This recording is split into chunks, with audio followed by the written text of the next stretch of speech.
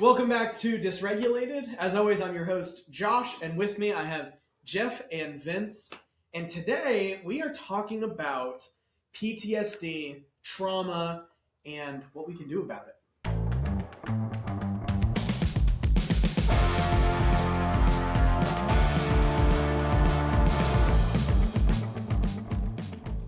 And Vince, I'm going to ship it off to you to start us off with our DSM textbook definition. What are we talking about here? PTSD. What does it stand for?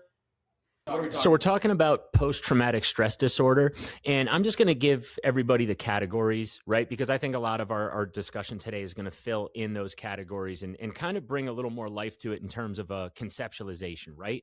But we have a exposure to something that's traumatic, right? An event, a situation. We then have intrusion symptoms. We then have a pattern of avoidance, and there's different symptoms that go in each of these categories, right? We have negative alterations in cognition and mood. That's an important one.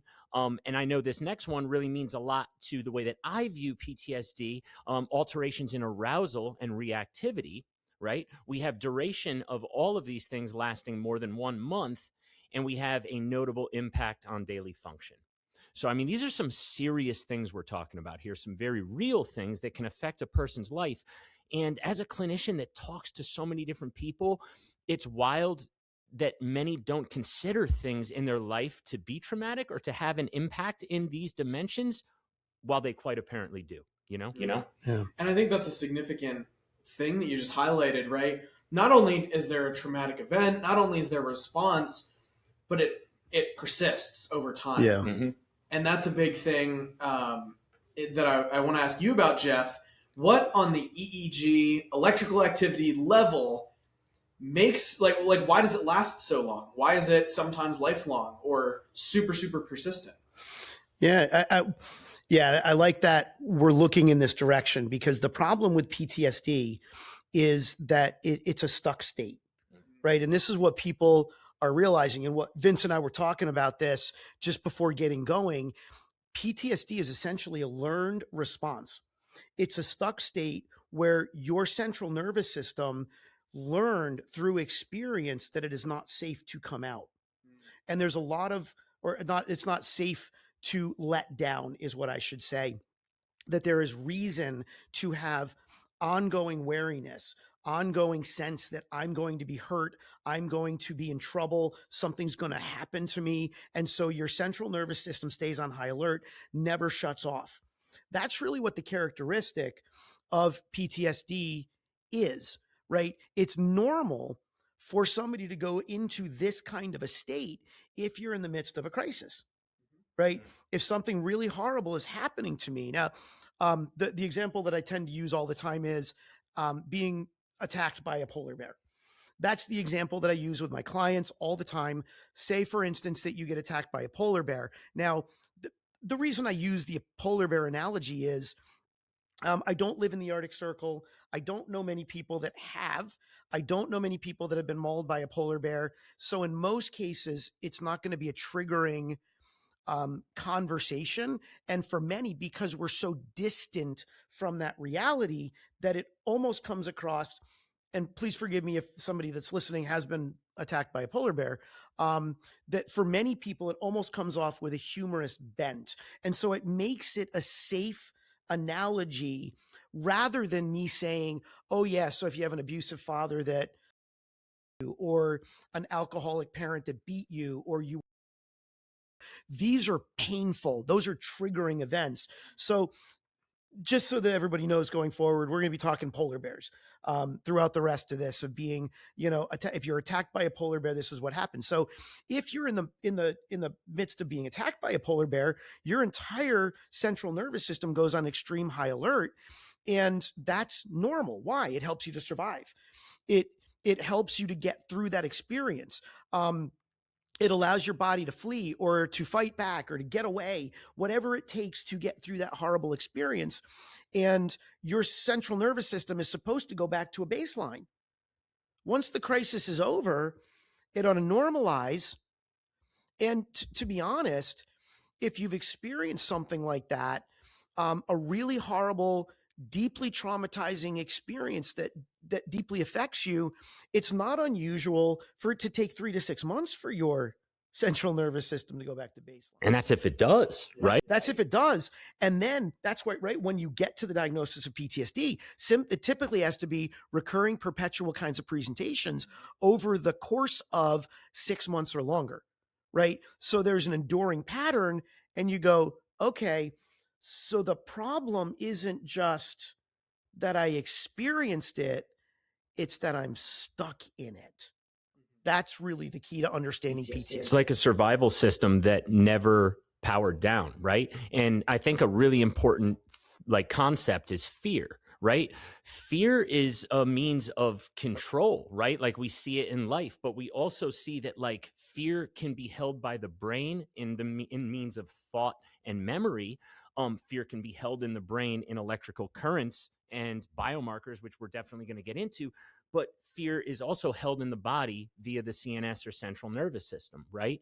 And kind of going back to the fact that a lot of people are out of touch with things that actually had a traumatic impact in their life, right? Like a lot of people come in and say, no, there's nothing traumatic throughout my life. But then as you get to know them and they tell their story, you go, whoa, like, you know, this clearly has etched a mark in the way you perceive and approach things in life. And when they start to look at it that way, they go, well, that doesn't fit the textbook of a traumatic event or experience. It doesn't have to. Fear, we can be afraid of a lot of things. And if we feel it truly leading towards some sort of catastrophic outcome, a threat to our physical, mental, or emotional self, it can have that effect. That's a great point. And sometimes what we encounter too is we'll encounter people who haven't, in their memory, they don't remember, like they have a lot of the symptoms, but because they haven't remembered an event, they're not diagnosed with any sort of PTSD. They're diagnosed with something else, which, you know, come back next week, we're going to be talking about clarifying diagnoses and, you know, misdiagnoses and all this kind of the buzzword that is. But one of those examples that we see is, well, but did you have trouble during childbirth? Or did you have a traumatic event when you were born? You might not remember it, but your body keeps the score, right? Totally. Like your body understands I'm in danger, even if you can't comprehend that yet. So like you might not even have an event in your memory that causes you to feel that. But don't we have data on that, Jeff? I remember you blew my mind with that when I first started working here, and you told me something about cesarean births being associated with a trace level. Right? Well, yeah, we'll hone that point. So here's where, again, we'll pull it back just a notch to say, yeah, this is one of my favorite topics. We'll come back to that item. But if we pull it back a notch, keep in mind, a lot of times the way that we treat PTSD is if it's something that you can talk your way through, as if it's a rational process. And if I just talk about it, I'm going to get better. Those of us that do trauma work realize that one of the first things you've got to do is you've got to bypass all of the preconscious irrational. And that's not to say it's not legitimate, but the kind of non-rational components, so that you can access memories and get your brain to dump the non-rational so that you can move forward. Now, there is absolutely, in the vast majority of cases, a time and a place for us to address the care of the soul. I experienced X, Y, and Z as a horrible thing in my life. It has horribly shaped my expectation for relationships. It has hurt my concept of trust in other people. It has wounded my sense of value in life. It was deeply painful. I need to process that. But a lot of times when we're engaging in talk-based counseling, we're not able to address, nor are we acknowledging the insult to the central nervous system, which is the connection that we're going to make with non-trauma, traumatized brains. Okay. So recognize that a huge part of trauma is overarousal, hyperarousal of the central nervous system. You're stuck in that state of arousal, thinking that I'm going to be hurt, going to be wounded, I'm at risk. On high alert. Correct. Like the siren's always going off even when there's no emergency. Exactly. And in most cases, it's a learned behavior. It's legit. You get it. But there are, in fact, times, is what you were alluding to, where there may be legitimate circumstances that generated a high alert status that we don't remember, that we have no potential to talk about. The case in point that I would use is not just purely like birthing itself. Everybody's birthed. It's a traumatic experience. If you've ever been through it, watched it, seen it, birthing is brutal. I mean, I don't remember anything about it, but I don't have PTSD from it. However, there's a lot of births that result in problems, right? If you have a child that is born, for instance, having, breathed in, some of the amniotic fluid, and you've got a child that's not breathing. They have to take that child out. They've now got to do CPR on that child. They have to, basically empty out the lungs. You're intubating this thing.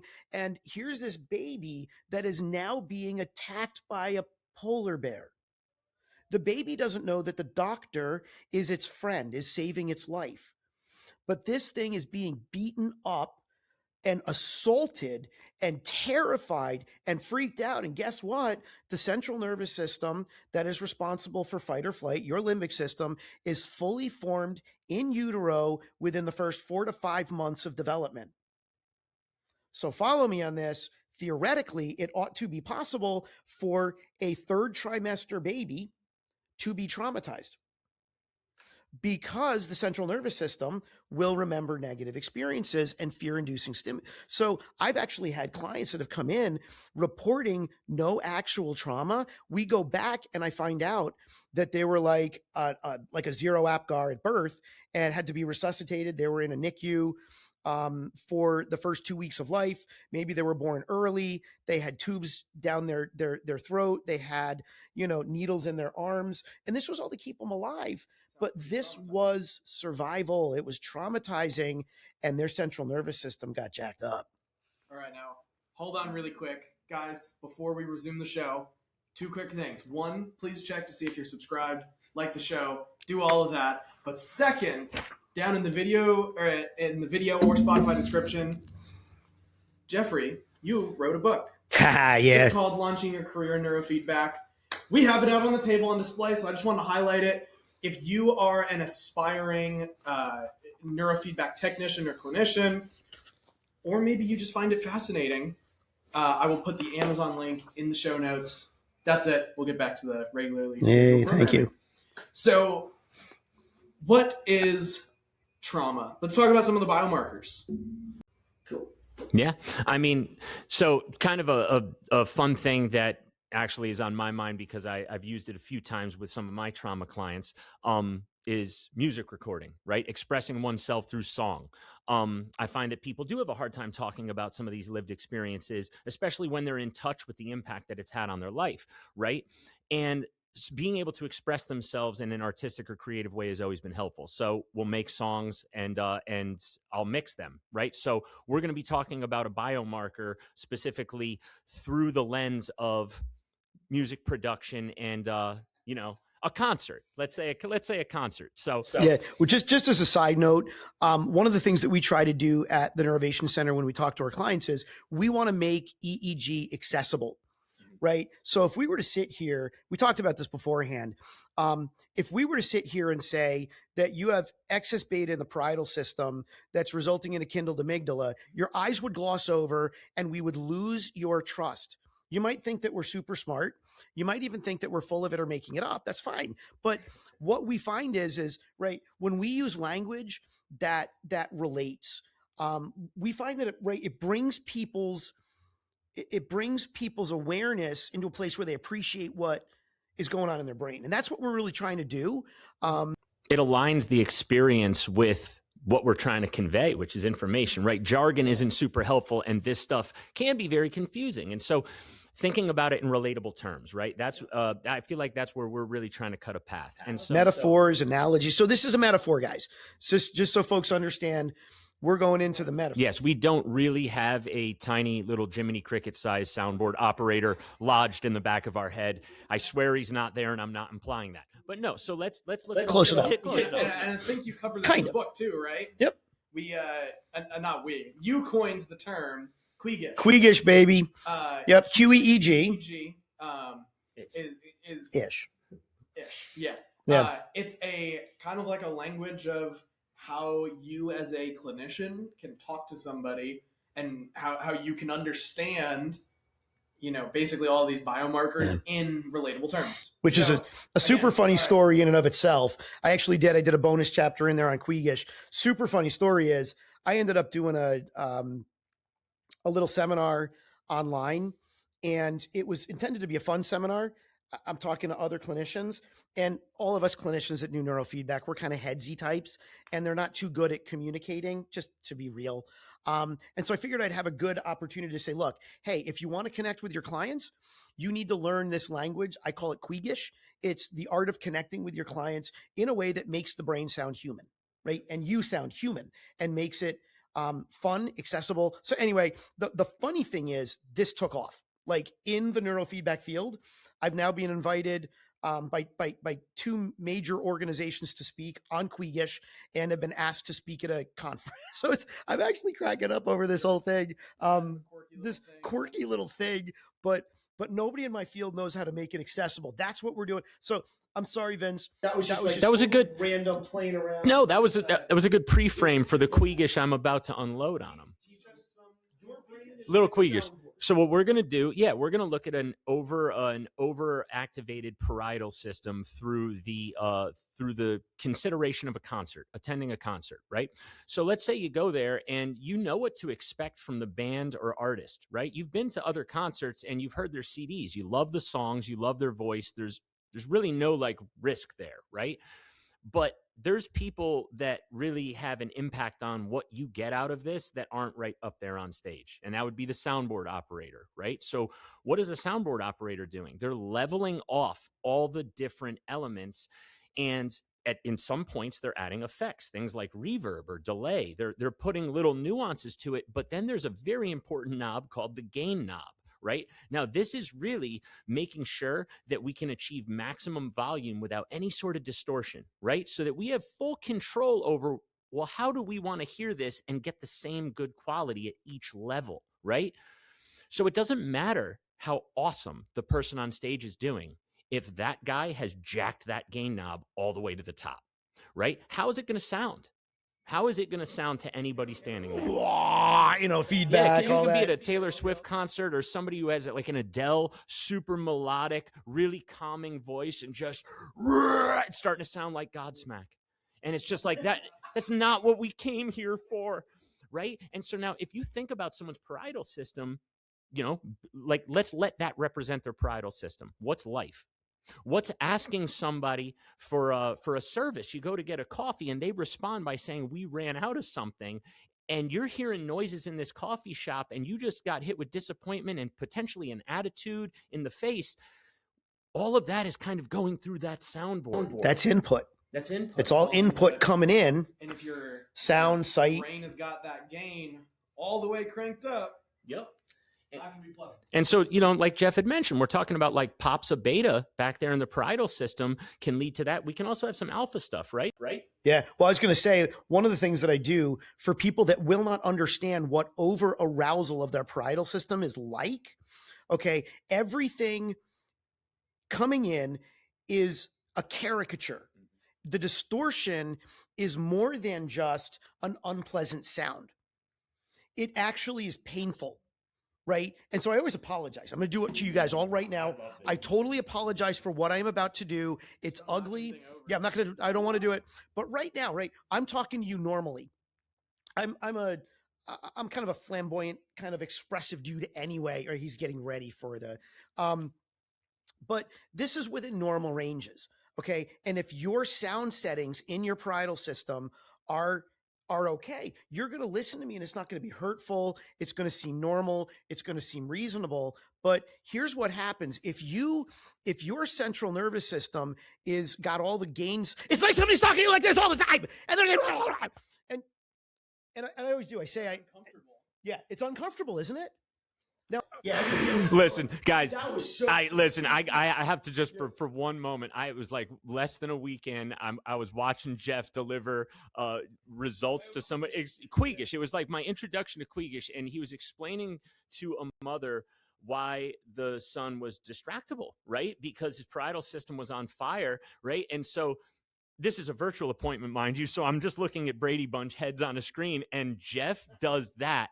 I believe I had to turn my camera off. I had to turn my camera off and push away. I thought it was fantastic, but two, it was just like so real, very real representation. I love it. So that's what I'm trying to do is I'm trying to help people that don't have parietal overactivation to understand what somebody who does have this, what their experience of sensory data is like. Again, remember this is a metaphor, but it's actually not that far off from reality. And I'll explain this to people and they're like,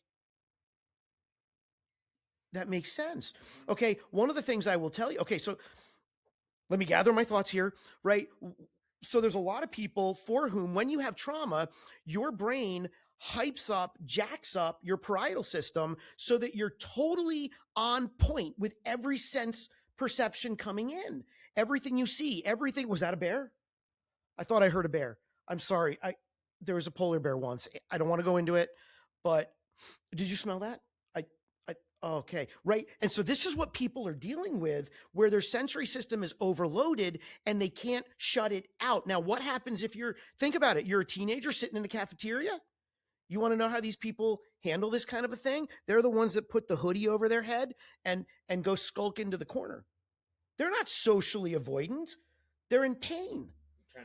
And they're trying to turn that game up. Exactly. I said, so most people that have some form of PTSD are going to have this. Almost everybody is going to have that system jacked up. Sensory overload becomes painful. Guess what? A lot of these folks also, one further step is this concept called misophonia. Misophonia means that certain kinds of sounds will drive you insane. I can give you another one. Oh. Right? Those of you that are just kind of like crunching, and I am a little bit dry mouthed right now, so I apologize, but like not too bad. Stuff. Right? You're sitting. I actually treated people, like one young lady that couldn't go to a movie theater because if she heard somebody chewing popcorn, she had to resist the urge to get up and literally rip their face off. Mm-hmm. But that's coming from this. And like I said, we can treat that. Anyway. I was just going to say, I had a client similar. Like we were doing, she says like gum, very specifically gum. She hears somebody chewing it, she can't stand it. She has to leave, or else she'll like freak out. Yep. Yeah. And you were talking about go with the alpha rhythmicity. This is another. So we're kind of looking at different things that we will see in the EEG. That was kind of an early question that you had asked, Josh. Things that we'll see in the EEG that are stuck. One of them is sensory hyperacuity and a distortion of incoming signals. Sensory overload is one of the features we will see almost all the time. Another one we'll see. Go ahead. You were talking about or go to alpha. So like rhythmicity and alpha, if you think about rhythmicity, rhythm, again, kind of going back to music, it's we're talking about tempo and we're talking about the timing, right? So I like the one that you use, Jeff, with the batting cage, right? Like imagine being in a batting cage that you can't get out of, and you can't necessarily control the time or the tempo of the balls that are flying out of the machine, right? Now suppose it's aiming at you. So it's harassment, right? So like that is going to make moments that don't seem to others to be very stressful or impactful. You're going to have an entirely different experience, right? And if you don't know about this stuff, you might not even really be in touch with why you feel off, why it feels harassing. So how can you talk about that?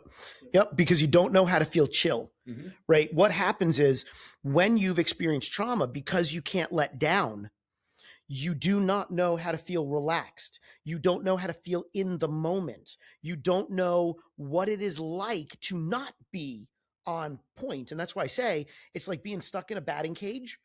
You're locked in there and it's somebody keeps shooting at you with those stupid balls. And you're like, I don't want to be in this cage anymore. Somebody let me relax. I can't relax. And that's an element that people will have when they get PTSD. Yeah. Yeah.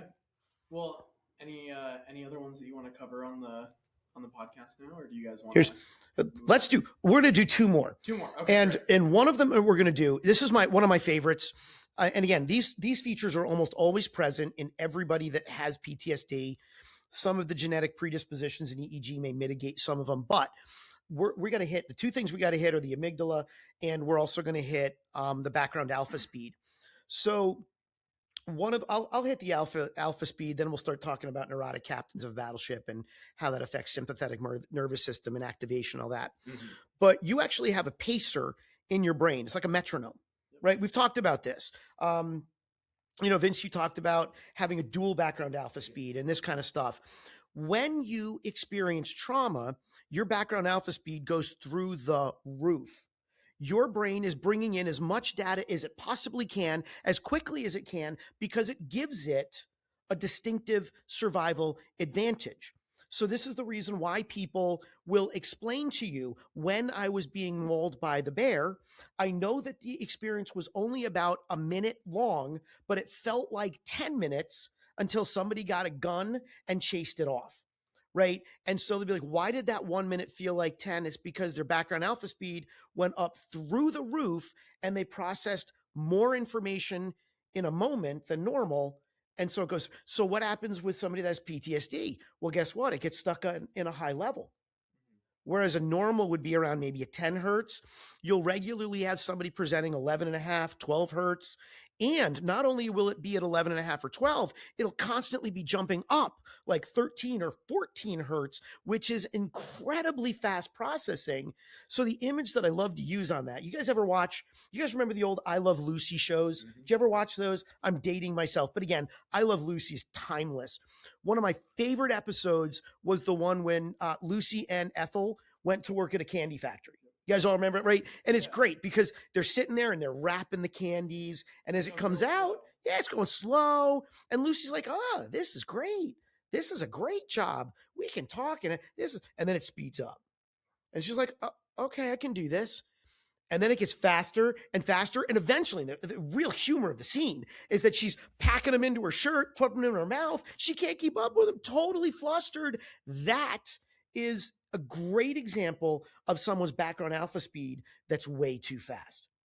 So what happens if you can't slow that down? You're chronically overwhelmed. You're chronically hypervigilant. You're chronically feeling like I can't slow life down.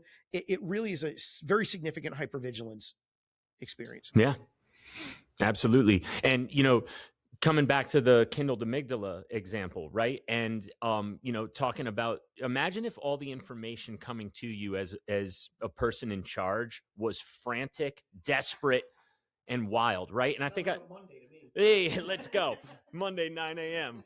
Round up the troops. But no, I like your example, Jeff, just because I feel like, well, personally, there's like a claustrophobic element to it. But like, imagine being the person in charge of a submarine that's like in battle, right? And like you're in charge of it, and everybody that's reporting to you has like the epitome of urgency. They're sweating. It looks real, right? What's the captain going to feel like?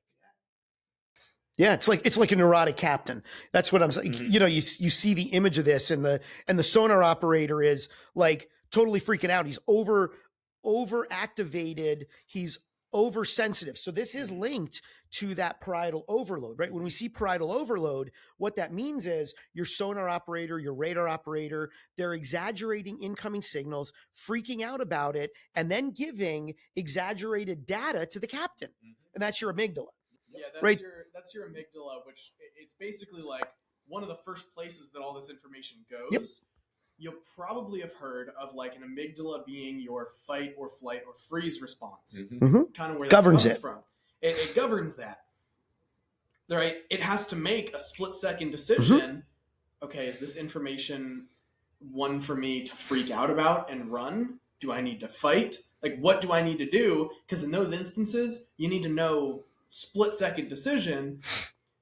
What if it's always on edge, right? Yep. And it's always making those decisions preemptively. Yep. Maybe when it's not, it's not warranted. Yeah. That's kind of what this kindled amygdala looks like. Yeah. I'll sometimes refer to it as Princess Amygdala. It's the Star Wars reference. Yeah, not too bad. So it's Princess Amidala that's making the decision to launch, the rebel forces, but just literally freaking out. And again, keep this in mind. And I say this to people who have PTSD, and they're like, that's exactly how I feel. But I go, it's like you're literally looking around, you're going, oh my gosh, everything's going on around me. Should I freak out? Should I freak out? My body's thinking it should freak out. I think I gotta freak out. Fire all the torpedoes, evasive maneuvers, and I'm like, and you don't have control over it. So the silliest things. What's that? Yeah, we're dogged. Yeah. You're at home, we're dogged. Yeah, everything's safe. It's actually good. We shouldn't have to worry about this. And people live with a chronic feather trigger on their fight or flight mechanism. Guess what? When your fight or flight mechanism is like that, that's going to activate the sympathetic nervous system. Well, think about it, Vince. Like, what kinds of stuff do we have associated with that? We can have nervous and upset stomach, cold or numb sleep disturbances, numbness or coldness in the extremities. I'm always cold. We can have anything from stomach issues, headaches, right? Dissociative experiences, even psychoses kinds of presentations, disorientation, any of the somatizations that come out of your body believing it's at risk being attacked by a polar bear, but it's not being. And there's a really good point there, because think about the hierarchy of needs, right?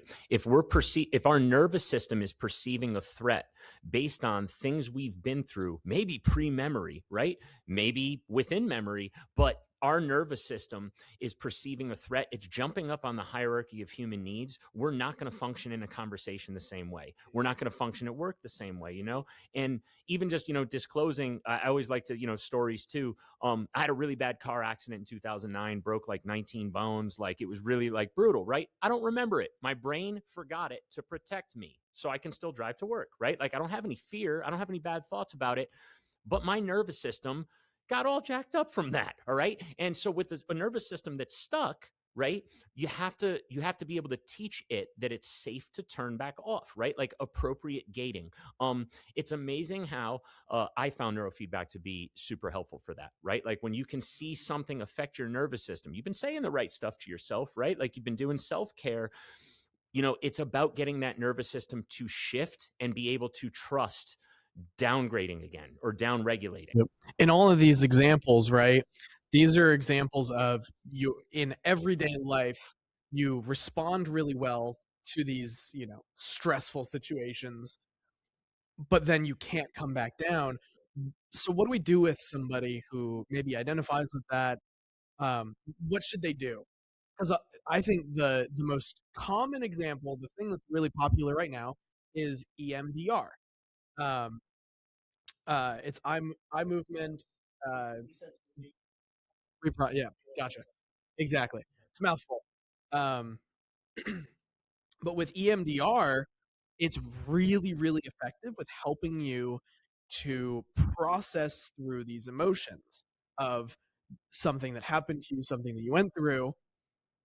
But what happens if every time you think about it, you have panic attack? Yeah. And to some extent, EMDR is good at engaging kind of some brain-based principles, i.e. what we call bilateral stimulation, generates communication between hemispheres in the brain, which allows for the limbic system to dump a lot of its visceral memories. Okay, so that helps people to heal. But exactly like what you said is, ultimately, in order to do EMDR, you must stabilize an individual so that they do not decompensate in session, which is what bringing up the memories will do. So if the folks that are listening to this walk away with nothing else from this entire session, here's what I want you to hear. We can treat PTSD effectively, efficiently, and very quickly, relatively speaking, through neurofeedback. When people come to neurofeedback for trauma? They'll last like 80 to 90% of the people who suffer from panic attacks in our office will experience very significant remediation, like within 4 to 6 weeks. The vast majority of my clients leave never having a panic attack ever again. Okay, hear me on that. Yes. Within 4 to 6 weeks, if not by the end of treatment. And these are things that are largely resistant to medication, and they're triggered by talk-based counseling. and we can eradicate them in many cases. Not everyone. I'm not telling you that it's always the case. Why is that so? Because panic attacks are fundamentally rooted in a stuck, over-aroused state in the EEG. It's an easy biomarker that we can treat. We can teach the brain to shut it down. Once it shuts down, you're free.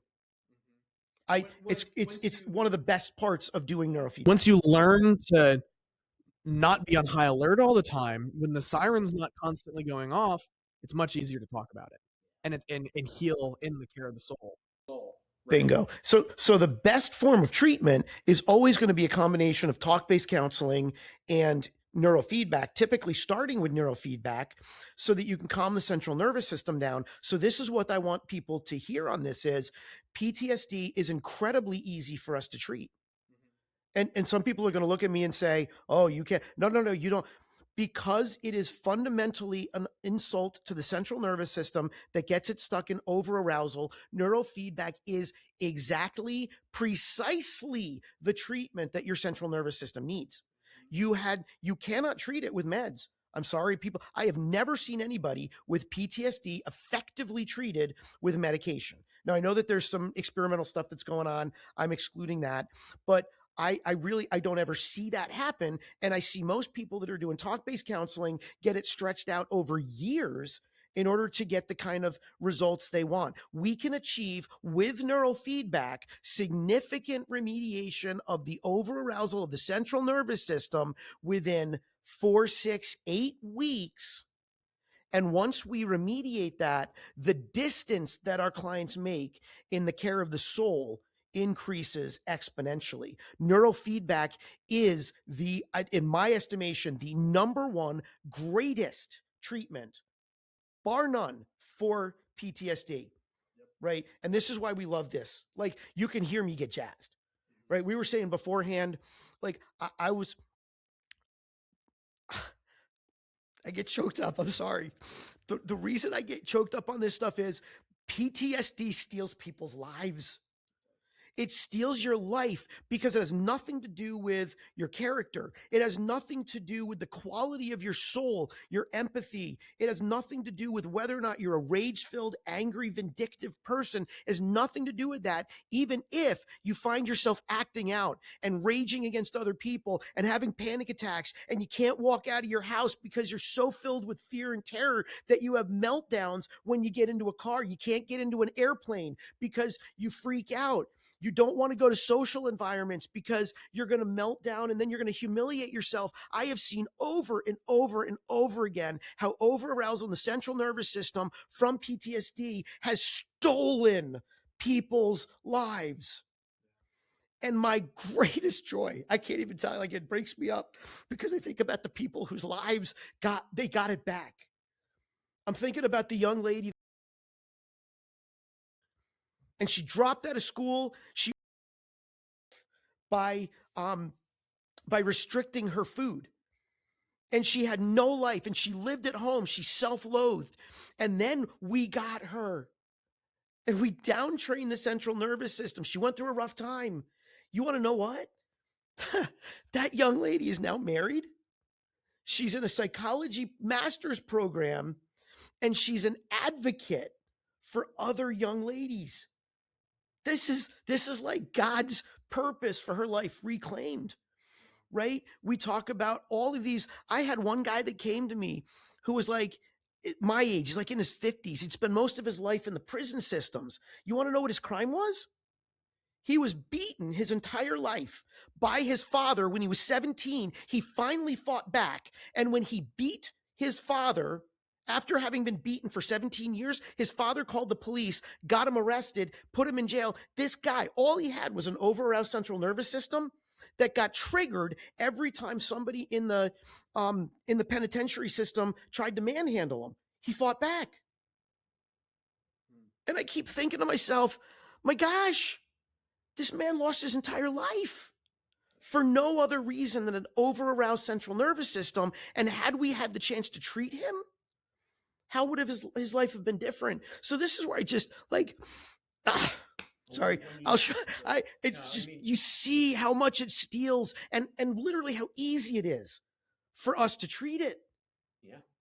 come. Well, when you make, well, the example of that young lady, and as like horrific as her situation was, when her nervous system was able to calm down, she was able to take space back. Right. Like that's a big thing in trauma, is feeling like, they don't feel like they deserve space. Someone who's been through a lot, they're almost like try and rationalize why it happened. Right. And it's like, no, you got to take space back. But how can you take space back when your nervous system has you feeling like you're still being beaten? Right. So calming that nervous system down really is the gateway to other things working more rapidly, more effectively, more efficiently. And it is that avenue to a person feeling powerful enough again to face what they went through, and in some situations advocate and save others. So that's amazing.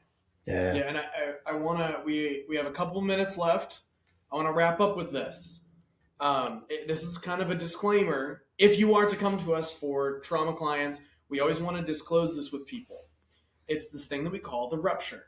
And essentially, right, so like you actually mentioned, right, some of what EMDR does is help your hemispheres communicate with each other, right? The trauma, your response based on that is trying to keep your hemispheres separate, and it stops you kind of from processing it, right? As we do neurofeedback, a lot of times that's reintegrated. Mm-hmm. What happens when all of a sudden your brain starts to process what's going on? That's when, so we call this the rupture, because in our trauma cases, most of the time there's a period of, it could be like a day or two, it could be a week or two. There's a period where we say, hey, you're going to like almost feel like you're living it again. Get worse. Your brain is processing that information.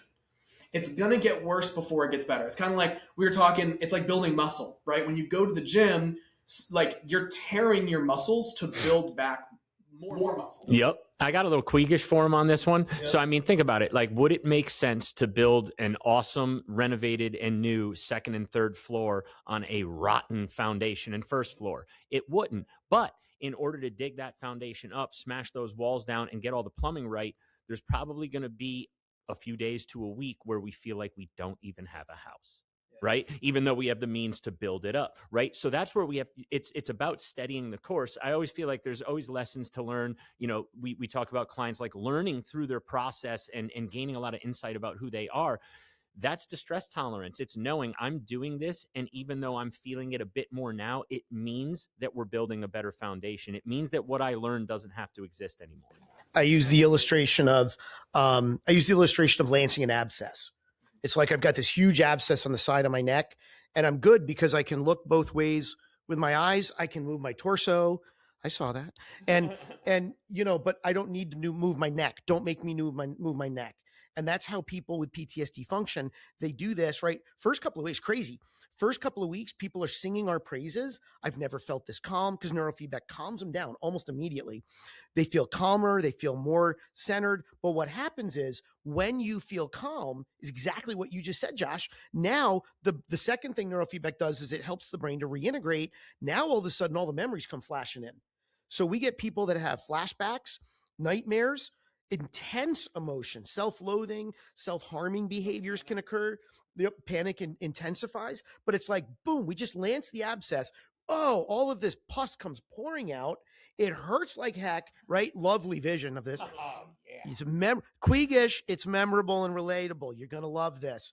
But it then ends up cleaning itself out. You now can sterilize it, clean it, and go, and it hurts like heck. So we've seen this. It's bizarre. It's bizarre. Like somewhere between session 6 and 8, it happens, lasts for a week or two. It hits like a Mack truck, and then the clouds part, the sun comes out, and they look around and they're like, literally, people will look at me and go, I'm free. Yeah, it's the weirdest thing. It's gone. It's like there's a storm. And it's just up. It's literally like you've got kind of like cloudy skies, right? And nothing really bad super happening. It starts to get less cloudy. Then all of a sudden, boom, Oof. Massive storm. It's sleeting. It's thundering outside. The wind is ripping. And then there's silence. And it's just like a switch flips. it's chaos for a second, and then the switch flips again, and it's like, whoa, it's gone. Same people who are singing my praises are then cussing me out. I always tell folks, I'll give you my cell phone. You can yell at me whenever you need to, because we're going to get you through it. And then afterwards, they're looking at me going, you changed my life. Yeah. So be warned, that is a possibility. It's a possibility. It's a possibility. It's not necessarily going to happen. We can typically predict it based upon what your EEG looks like, and kind of coping skills. Doesn't happen to everybody. Some people it can be intense. Some people it's not a big deal. Yeah, just a good caveat. But we wanted to put like a little disclaimer out saying, hey, that can happen. And if you are doing neurofeedback, even if it's not with us, for trauma treatment, we would highly, highly, highly encourage you. Please have a therapist that you can talk to, especially during that period. Understanding family. Yeah, exactly. Supportive people that understand what's happening. Have the support network and plan accordingly. Like, we want people to be set up for success. So we get a closing? I think that wraps us up. I want a closing though. All right. And this is just like, again, coming from my heart, where I want to reach out to anybody that's out there that is resonating with the over arousal kinds of stuff, where you've been fighting all kinds of stuff, that you feel it in your body. You feel the stress, you feel the tension, you have a hard time sometimes eating, you don't want to go out in public, you're living in fear, it's always there, you feel like you're jumping at shadows, right? Jumpy. You've got panic. You've never been able to master the panic. You know that this is the stuff that is preventing you from completing your education, not doing your job right. It's making you moody and angry and lash out at the people that you love. If you find that you are like really struggling on so many of these things, trust me when I tell you, the likelihood is it is related to the over arousal in your central nervous system. Stop trying to medicate. Stop trying to just talk about it. Trust me when I tell you, come talk to us, because this is the kind of stuff I want you to hear me. This is hope. I feel that neurofeedback for the treatment of PTSD, it is the absolute best thing that neurofeedback can do. This is the best it is somebody who's a veteran, hands down, first responder, hands down. Amazing. And if that is you, I cannot tell you what an honor and a privilege it would be for my staff, for us, to help you get your life back. It is not, you do not have to live with this over arousal. We can help to bring healing to your life. I want you to live your life free. I can't tell you what a privilege it would be if we could do that. Right on? Amen. Absolutely. All right. Well, we'll wrap it up there.